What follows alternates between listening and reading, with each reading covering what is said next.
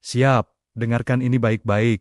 Itu adalah suara dari kejahatan yang begitu sempurna, begitu dingin, hingga menghantui seluruh Korea Selatan selama 15 tahun. Suara yang diperdengarkan kepada ratusan juta orang, namun tidak pernah teridentifikasi. Inilah kasus Lee Hyung-ho, bocah 9 tahun yang diculik pada tahun ke-1991, tapi ini bukan hanya kisah tentang hilangnya seorang anak. Ini adalah kisah tentang bagaimana satu individu menggunakan suaranya sebagai senjata, berhasil mempermalukan, menipu, dan mengalahkan seluruh sistem kepolisian Seoul. Kita akan membedah rekaman suara ini, karakteristiknya, kejeniusan di baliknya, dan mengapa, ironisnya, suara inilah yang menjadi satu-satunya kunci bukti, sekaligus palang pintu yang menutup jalan menuju keadilan. Pagi hari 29 Januari tahun 1991, Lee Hyung-ho bermain di taman di dekat apartemennya yang mewah di Apgujeong, Gangnam. Lokasi ini penting. Penculik tahu betul ia memilih target bertebusan tinggi.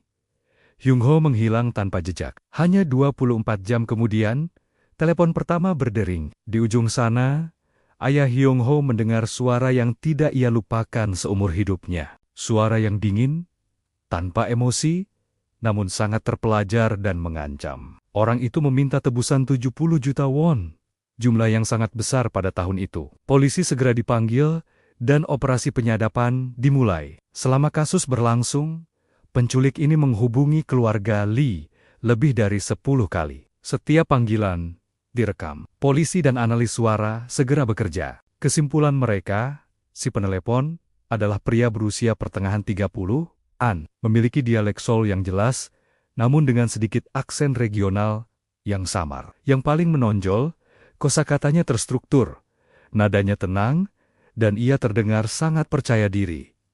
Ia tahu cara memimpin. Permainan dimulai. Penculik ini adalah seorang jenius logistik. Ia tidak pernah menelepon 2 kali dari lokasi yang sama. Ia hanya menggunakan telepon umum. Instruksinya cepat, spesifik, dan dirancang untuk menciptakan kepanikan. Contoh, tinggalkan koper berisi uang di tiang jembatan. Mundur 50 langkah. Tunggu! 3 menit. Jika ada polisi, anakmu mati. Disinilah letak kesalahan fatal polisi Seoul yang pertama. Pada tahun 1991, teknologi pelacakan mereka usang. Polisi terlalu lambat dan tidak siap menghadapi kecerdasan logistik penculik. Dalam upaya penyerahan tebusan pertama, polisi sudah berada di lokasi. Namun, penculik menggunakan pengalih perhatian, melihat polisi, dan berhasil kabur. Ia tidak terkejut. Ia justru termotivasi. Penculik tahu polisi terlibat. Panggilan-panggilan selanjutnya bukan lagi negosiasi. Itu adalah manipulasi psikologis. Ia memberikan instruksi yang semakin membingungkan. Tujuannya hanya satu, mempermainkan petugas. Ia membuktikan bahwa ia selalu selangkah lebih maju. Kegagalan paling memalukan terjadi pada penyerahan tebusan terakhir. Meskipun puluhan petugas sudah ditempatkan, meskipun ayah Hyung-ho mengikuti semua perintah, sang penculik berhasil meloloskan diri dengan membawa 70 juta won.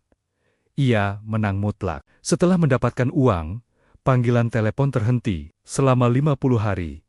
Keheningan yang mematikan. Keluarga Lee berusaha mempertahankan harapan, tetapi dunia mereka telah runtuh. Lalu, tragedi yang sesungguhnya terungkap. Tubuh Lee Hyung-ho ditemukan terkubur di tepi sungai Hangang. Autopsi mengungkapkan kebenaran yang mengerikan.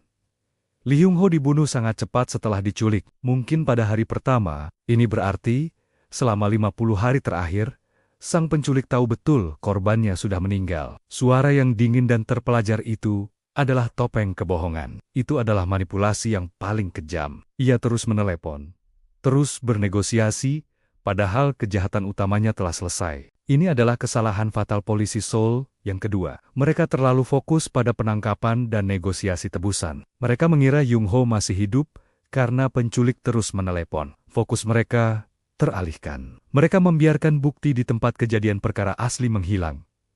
Mereka termakan oleh suara yang membohongi mereka. Penculik ini bukan perampok yang panik. Dia adalah manipulator dingin yang mempermainkan emosi orang tua dan memperolok institusi. Suara yang menipu itu adalah kejahatan sesungguhnya. Sampai hari ini, Rekaman suara itulah satu-satunya petunjuk fisik yang tersisa. Polisi mencoba segala cara, menggunakan teknologi yang lebih canggih dari era 90-an. Analis linguistik menyimpulkan, kemungkinan besar ia adalah pegawai kantoran yang berpendidikan tinggi, akrab dengan terminologi finansial, dan mungkin memiliki pengalaman militer karena caranya memberikan perintah yang cepat dan tak terbantahkan. Namun, pada tahun 2007, 15 tahun setelah kasus itu terjadi, kasus Lee Hyung-ho, resmi kedaluarsa Statute of Limitations berakhir. Meskipun seluruh Korea Selatan tahu bagaimana suara penculik itu, ia tidak bisa lagi diadili. Polisi memiliki wajah yang terdeskripsi sempurna,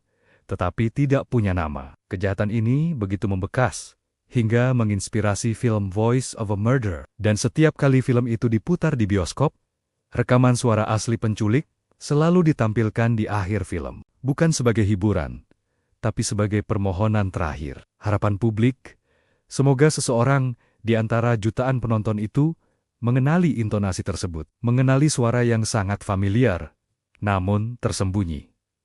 Lee Hyung-ho adalah korban, tapi orang tuanya adalah korban dari suara paling cerdas, paling dingin, dan paling mematikan dalam sejarah kriminal Korea. Polisi gagal, bukan karena kurang bukti, tapi karena mereka tertipu oleh senjata utama sang penculik, kejeniusan manipulasi suara.